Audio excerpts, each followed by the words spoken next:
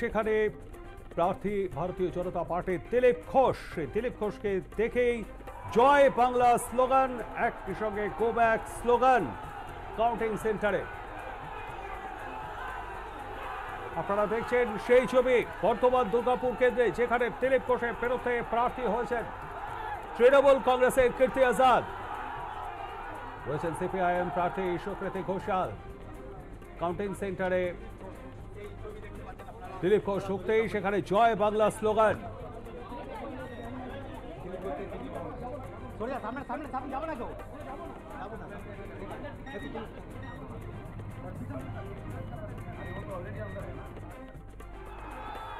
গতবার এই কেন্দ্র থেকে খুব কম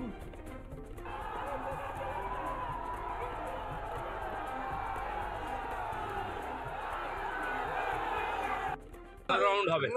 বলছি দিলীপ দা, এখনো পর্যন্ত 23,000 ভোটে আপনি পিছিয়ে পড়েছেন, কামব্যাক করা কি সহজ হবে? এখনো আমাদের যে উপর এলাকাগুলো গণনাই হয়নি, দুর্গাপুর পশ্চিম আমাদের গণনাই শুরু হয়নি। আচ্ছা, তো সবই শুরু হয়েছে, চিন্তা করবেন না, 2 রাউন্ড মাত্র হয়েছে। একটু বুমগুলো নামা। 13 রাউন্ড 14 রাউন্ড বাকি। একটু আগে কীর্তি আজাদ বলে গেছেন যে তিনি অলরেডি ছক্কা মেরে দিয়েছেন, দিলীপ ঘোষ মাঠের বাইরে হয়ে গেছে, কি বলবেন? প্রতি প্রথম থেকেই বলছেন উনি, দেখা যাবে।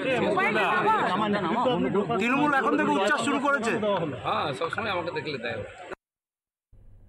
শুনলেন বিজেপি প্রার্থী দিলীপ ঘোষ, তিনি কি বলেছেন আমাদের সঙ্গে রয়েছেন আমাদের প্রতিনিধি কৌশিক চক্রবর্তী আমাদের সঙ্গে রয়েছেন। কৌশিক, কে কাকে ছক্কা মারতে চলেছে এই মুহূর্তে, কি ট্রেন?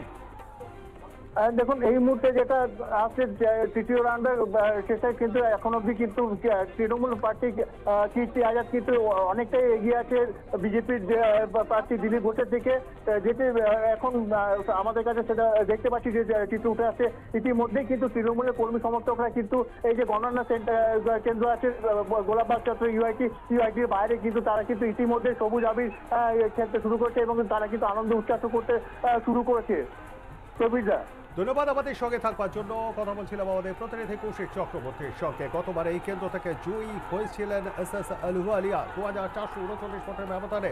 এবারে SS আলুওয়ালিকে এখান থেকে নিয়ে যাওয়া হয়েছে, আসানসোলে প্রার্থী করা হয়েছে। অপরদিকে মেদিনীপুর থেকে দিলীপ ঘোষকে এনে এখানে প্রার্থী করা হয়েছে।